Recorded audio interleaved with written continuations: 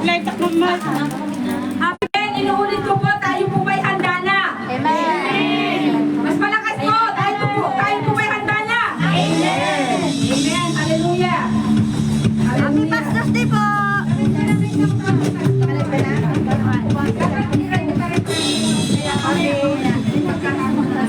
Pastor's Day appreciation. Happy Pastor's Day.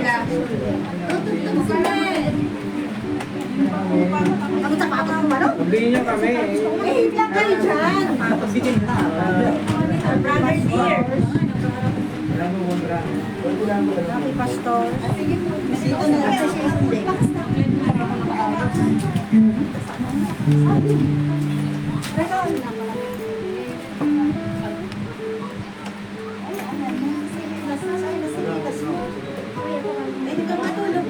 Amen. Tayong lahat po ay tumayo. At tayo muna ay awitan ng ating Panginoon, ating purihin. Nasa oras na ito, ang Diyos lamang ang ating itinataas. Ang Diyos lamang ang ating pupurihin. Walya. Sa pa na yung bayad. Wala pa rin ako. Wala.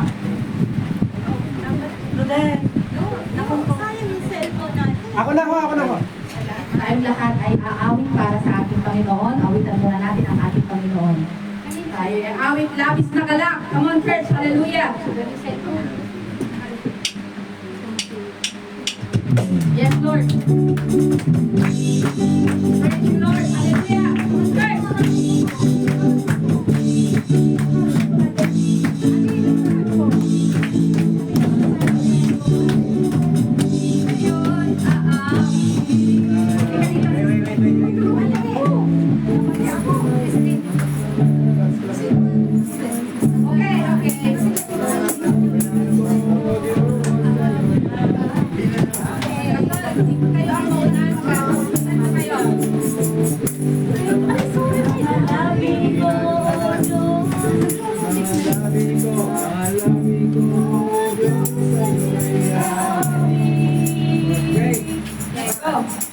Amen. Hallelujah.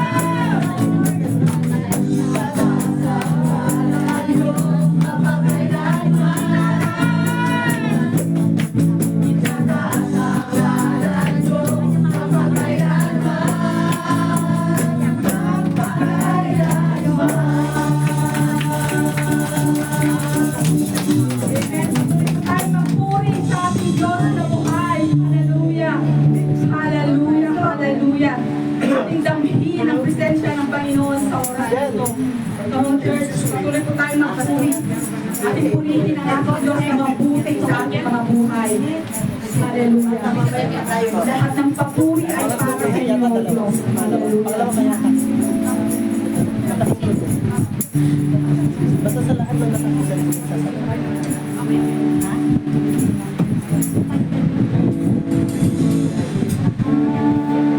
Ng papuri ay sa iyo. Hindi nagbabago. Buong puso at kaluluwa naming pagsamba. Lahat ng papuri ay sa iyo. Hindi nagbabago. Buong puso at kaluluwa ang aming pagsamba. Sa iyo lamang iaalay at awin itong buhay. Pagsuyo at pagmamahal sa iyo'y ibigay. Walatin kayo ngayon at kailanman. Dahilan nyo ay walang hanggan. Noon hanggang ngayon at sa habang panahon, luwalhatin kayo, Panginoon. Walatin kayo ngayon at kailanman. Kadahilan nyo ay walang hanggan. Noon hanggang ngayon at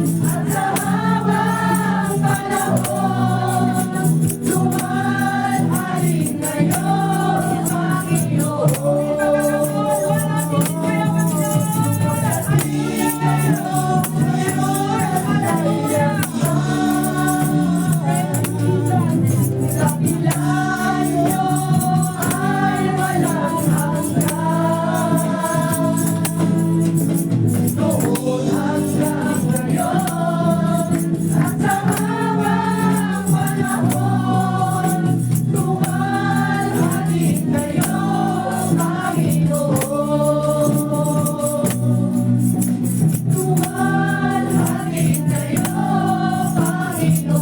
Panginoon.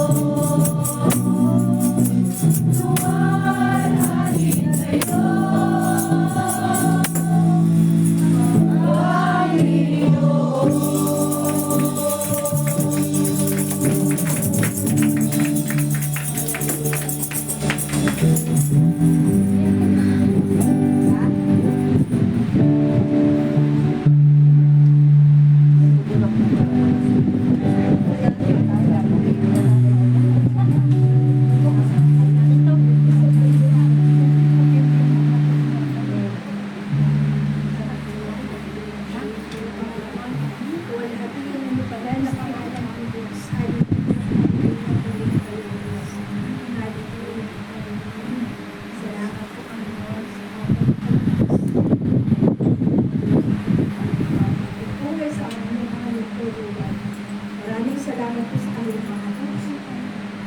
Patuloy na ginagamit sa amin. Salamat po. Patuloy po Diyos na kami pinagkakalsa sa mga kapang panawalan po namin ng mga nagpapalala Diyos. Salamat po sa kanilang mga buhay. Patuloy po ginagamit po sa amin. Hallelujah. Hallelujah. Sa hapong ito ay sama-sama po kami. Tataas ng pangalan ng Diyos.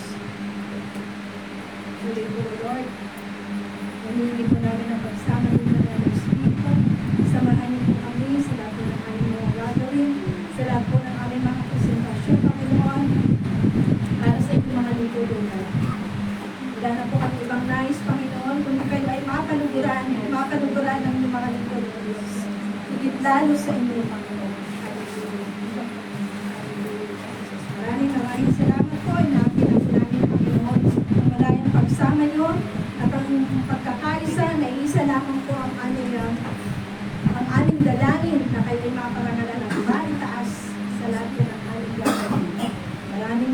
salamat po kay Kapulain sa mga ating Amen.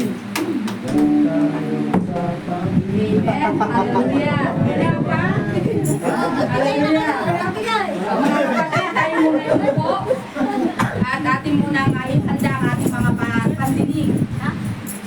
At ating pakinggan ang makapangyarihang salita ng Panginoon. Tinatawagan ko si Sister Joanne na siyang maghahayag ng makapangyarihang salita ng ating Panginoon. Hallelujah. Purihin po ang Diyos sa buhay ng bawat isa. Ang Panginoon, ito po yung araw. Hindi po ito yung eksaktong araw ng Pastor's Appreciation. Dapat po ay next month na, pero advance na po. Hindi naman mag-duplicate. Sige po, ako po ay magbabahagi sa inyo ng maiksing salita ng Diyos na matatagpuan po sa 1 Thessalonians chapter 5 verse 12 to 13. Sabi po dito, hinihiling namin sa inyo mga kapatid na pahalagahan ninyo ang mga naglilingkod sa inyo na pinili ng Panginoon para mamuno at mangaral sa inyo. 13, ibigay niyo sa kanila ang lubos na paggalang at pag-ibig dahil sa gawain nila. Mamuhay kayo ng may mabuting pakikitungo sa isa't isa. Basahin ko po sa English, sabi ko dito, but we request of you, brethren, that you appreciate those who diligently labor among you and have charge over you in the Lord and give you instruction, and that you esteem them very highly in love because of your work, live in peace with one another. Hallelujah. Purihin po ang salita ng Diyos. Ngayon po ay sineselebrate po natin ang Pastor's Appreciation Day. Po. Kaya po sa hapon na to, hindi ko na po matatagalin, maiksi lamang po yung aking babahagi sa inyo. Pinabagatan ko po itong How can you honor your pastors and other church leaders? So meron po akong tatlong puntos dito na maibabahagi po sa inyo. Una, to honor our pastors and church leader, number 1, express your appreciation for them. Express your appreciation. Mahalaga po na ipadama natin at ipakita natin sa ating mga lingkod ng Panginoon, sa ating mga pastor, ang ating taos-pusong pasasalamat. Sila po ang mga naglalaan ng oras, lakas, at puso para gabayan tayo sa ating pananampalataya. Hindi lang po basta pisikal na lakas, kundi pati yung emosyonal at spiritual na lakas na galing sa puso nila para tulungan tayo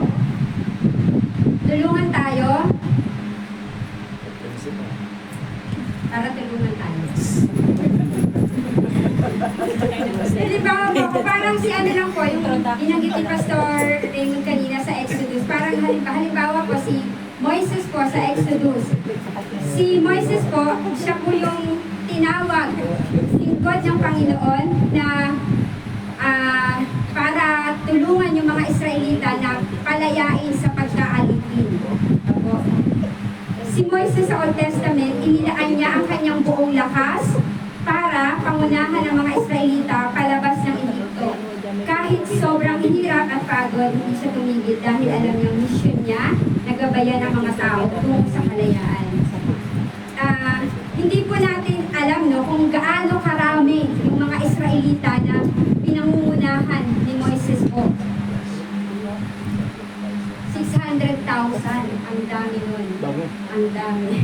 Hindi mo alam kung iba-iba yung mga pag-uugali ng mga tao na pinamumunuan niya. Meron din mga reklamador, matitigas ang ulo, pasaway.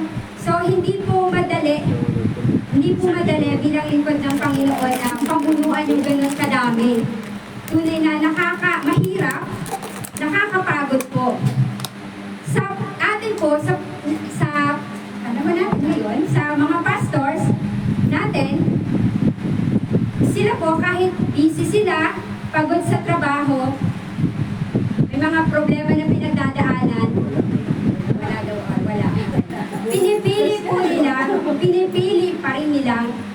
ibibigay yung kanilang lakas, oras para maglingkod sa gawain ng Diyos. At sa atin po ng mga miyembro, tayo po, hindi tayo, ilan lang tayo dito. Pero mag 600,000 dito, hindi tayo kakasya. Ilan lang tayo, tayo din, iba-iba din po yung mga pag-uugali na meron tayo. Meron dito mga matampuhin, may mga masusungit, suplada, reklamador, pasaway, matigas sa pulo, pero konsentidor. Pero hindi po tayo sinusukuan ng mga pastor natin. Patuloy po sila na tayo ay ginagabayan, tinutulungan. Naglalaan sila ng oras para tayo ay ipanalangin. Naglalaan sila ng oras, panahon, mag-aral para tayo ay turuan ng salita ng Diyos.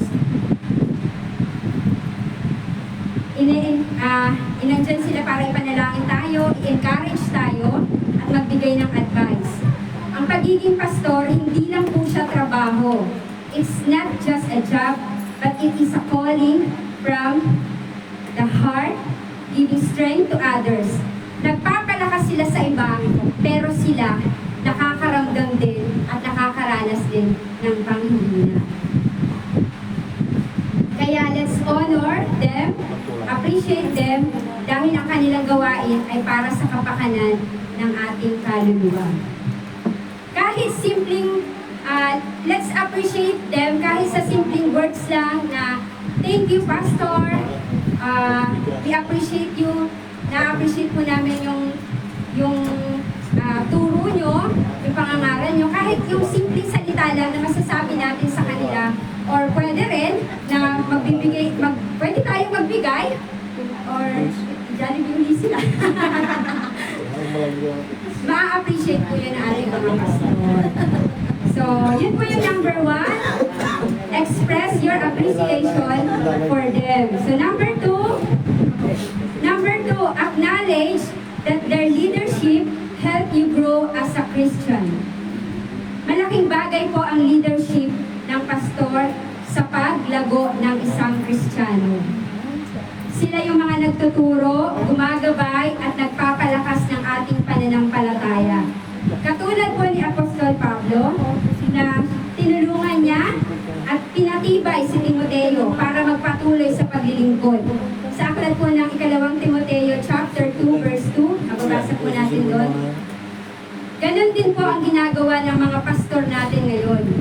Sa guidance po nila, natutunan natin maging matatag sa salita, pag-ibig at pananampalataya gaya ng sinasabi ng 1 Timothy chapter 4 verse 12. Kaya dahil sa kanila, hindi lang tumitibay ang relasyon natin sa Diyos, kundi nakakatulong din silang bigyan tayo ng lakas at pag-asa para magpatuloy kahit may mga pagsubok tayo pinagdadaanan. Minsan tayo po, kapag may mga natetest yung ating faith, may mga problema, may mga nakikitang negative sa paligid, parang iniisip ko na ayoko na, hindi na ako magpapatuloy. Pero andyan yung mga lingkod ng Panginoon na patuloy na nag-encourage sa atin na magpatuloy tayo sa paglilingkod dahil yung ginagawa natin ay hindi nawawala ng kabuluhan para sa Panginoon. Ini-encourage nila tayo na tumingin tayo sa Panginoon. Let us fix our eyes unto Jesus, the author and the perfecter of our faith. Yan po yung laging encouragement sa atin ng ating mga pastor na tayo ay magpatuloy sa paglilingkod. Kaya, acknowledge that their leadership help you grow as a Christian. So, yun po yung pangalawa. Pangatlo po, be grateful for what they are doing in serving God and the ministry.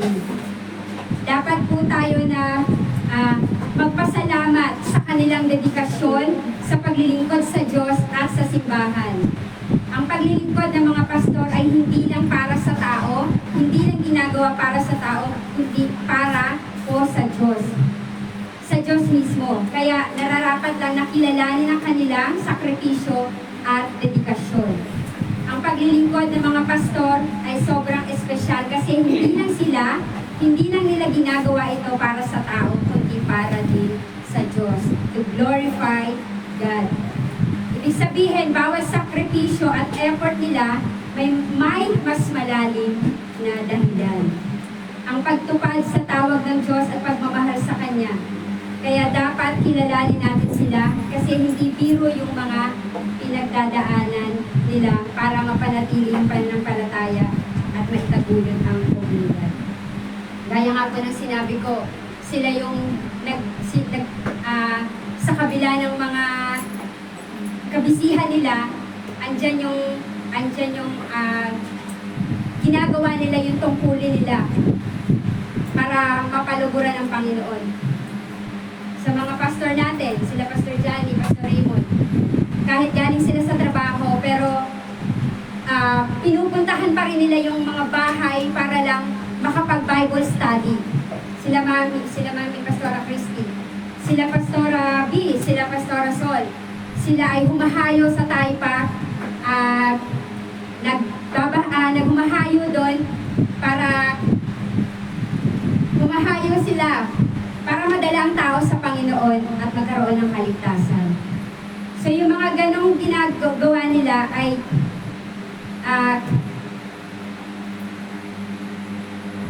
dapat natin ipagpasalamat. Ginagawa nila ang pagtupad sa tawag ng Diyos at pagmamahal sa Kanya.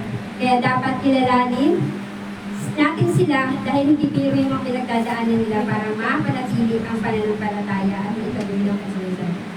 So yun nga po.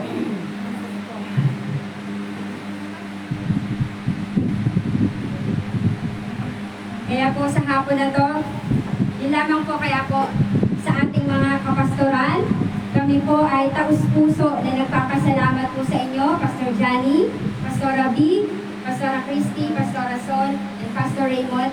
Kami po ay nagpapasalamat sa inyo sa inyong pagpapagal, sa hindi nyo pagsawa, sa pagbibigay sa amin ng payo, pag-encourage sa amin, at pagtuturo sa amin ng salita ng Diyos. We appreciate you, pastors. Yun lang po ang to God in the glory.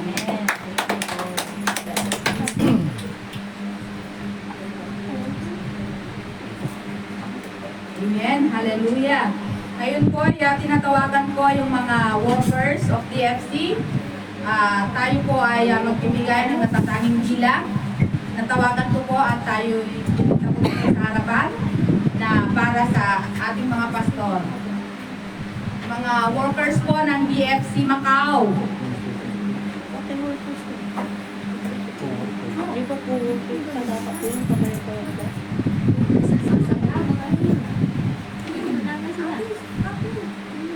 Workers po ng BFC.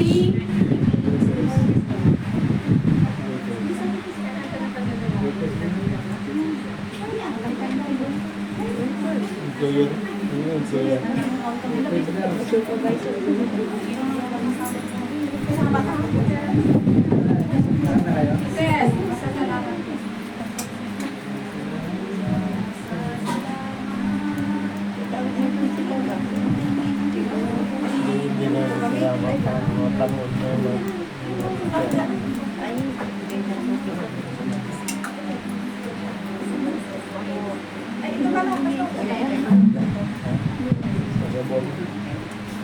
Pasasalamat.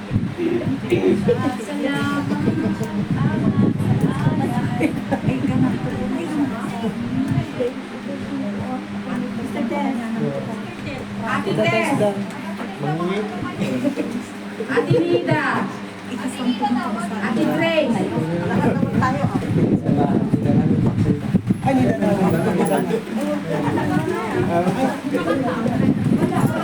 Mga workers, iyan ha. pagpaito na ng tangki.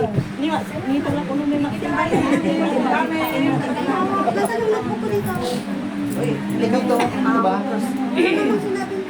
Ito ba? Sister Rose, ay Sister Tess. Mga workers yan.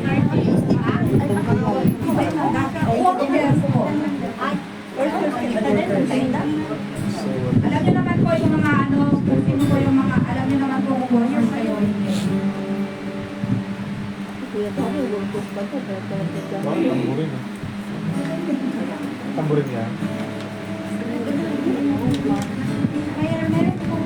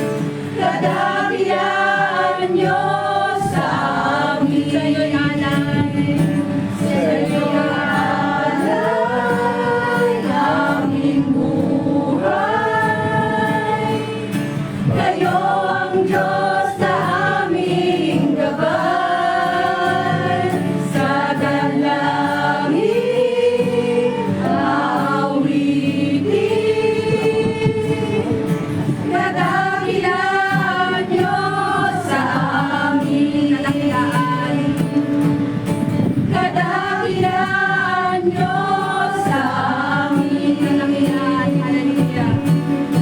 Kadakilaan Diyos sa amin.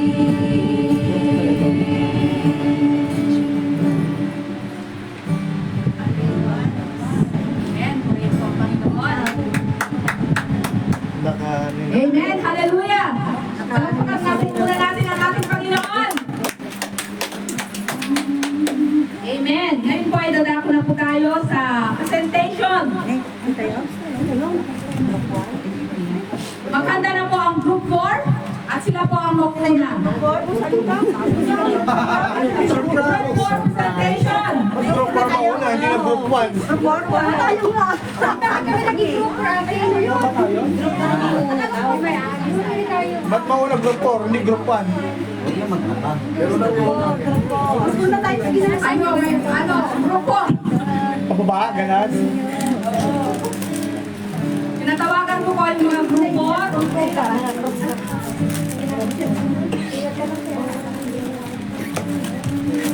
Kanino to?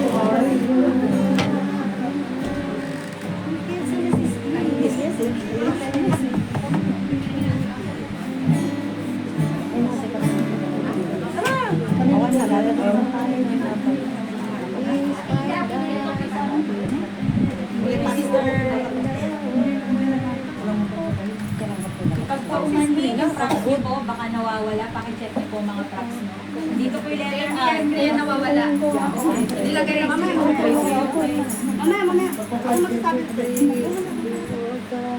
Group 4, ready na po ba kayo? Meron dito yung letter M mo.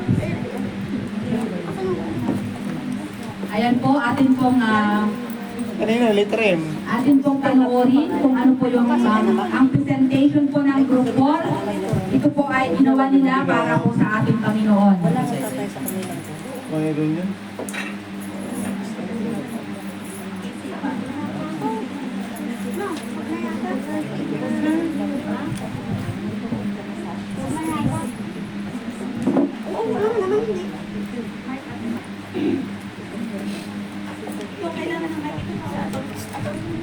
Letter M. Principal yan, natulog. Isang mic. Ano, isang mic? Mic. Yung guidance counselor, sa mga bata. Attorney. Attorney. Wow, social media. Alam, social media, social mom.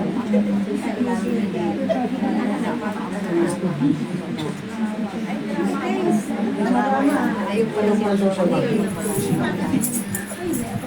Ito ba yun?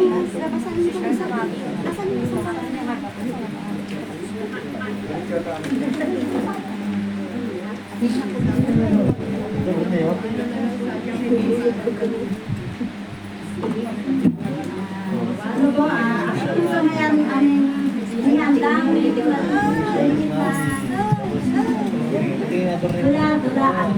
wala patangos. Nahulog si... Nahulog si ano? Sa isang lugar, may isang pastor na naghangad na makilala ng mga tao ang tunay na tagapagligtas na walang iba kundi si Jesus.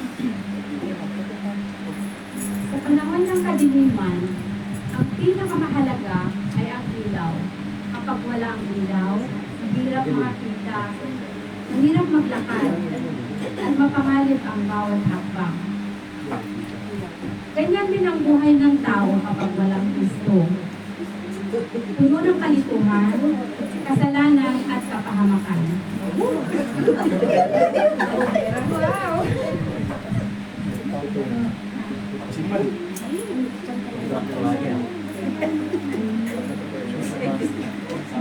Dito sinabi ni Jesus, ako ang ilaw ng sanlibutan.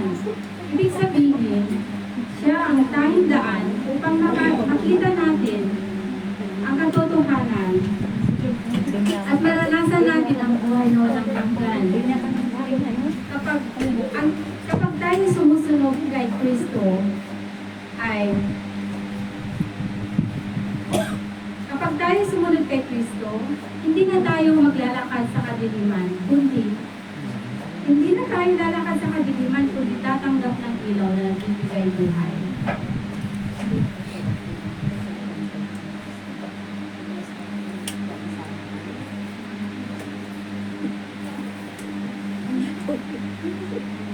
Sa hindi inaasang pangyayari, nagkaroon ng pandemic sa buong mundo at ang ibang karamihan ay nawalan ng buhay.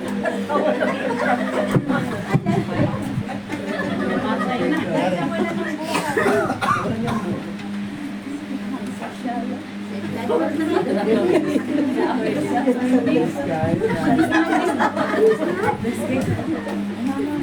Dali lang po, meron ako.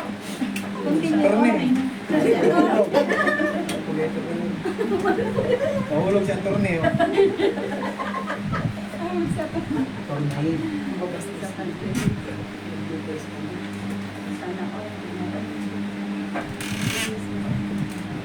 Pero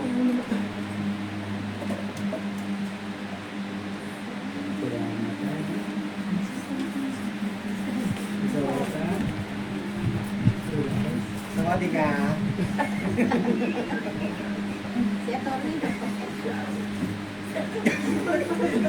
Anak ng kontrakto. Pakipatay po yung ilang pwede pa. Lahat? Oh. Ah.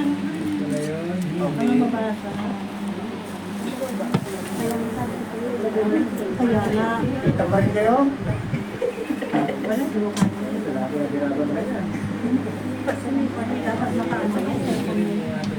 Oh. Ano ka man sa anak ka pa rin, di pa rin Surprise! Surprise!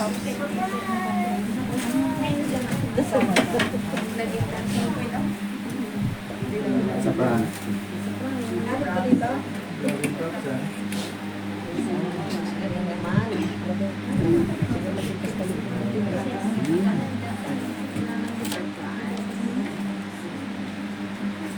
Basta may baha.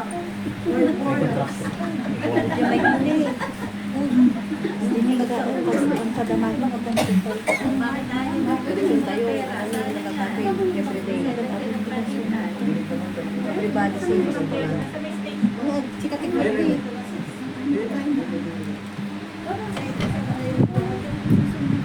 Nasasalita ba no?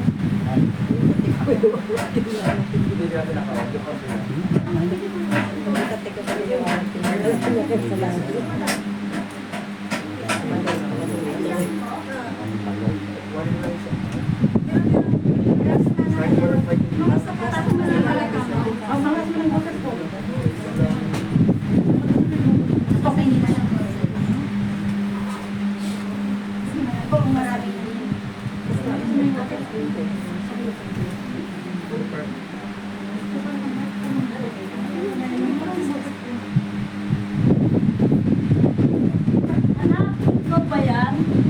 Ang ganda naman ang corona mo. Pwede mo ba akong isama sa pupuntahan ng liwanag?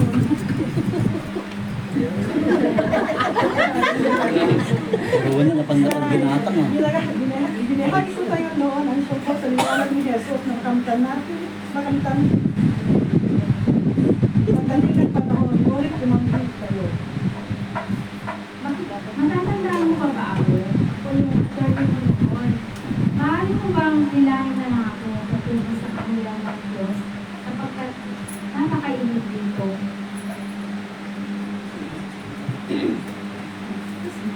Kasi, kung binahagi ko sa'yo,